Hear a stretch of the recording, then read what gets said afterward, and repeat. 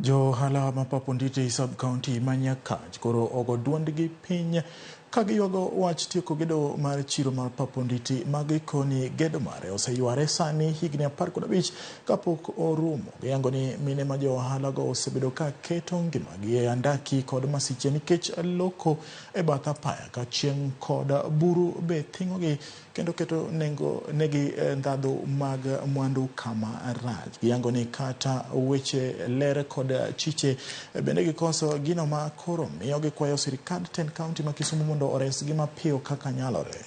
Chwadowa chiro tamore rumo kaka mine ma Pap Onditi. An mama ma ja higni 71 koro sani. Tadwani ukonywa, aseloke chiro ni to kar bet malong'o onge. Litni e chunywa mang'eny mwaneno e chichwa mar Pap Onditi. Wadak makata cho, wadak makata gimoro amora onge. Joma nitie barabara mitoka biro nyono. Kendo mon larore ka koro onge kama giusie to uso ne konyruok margi mar mier. Kwayowa maduong' ne sirkal mondo nenwa okelnwa gik maloso chiro ni mondo otieki mondo wadonje e chiro. Nikech chiro ni en higa 15 sani. Kapok olose chirni mano chake go norumo te. Koro en to dong' kokumo kamano en gimidhiero. Tuo nitie ka mar kolera nikech Pap Onditi ok ler.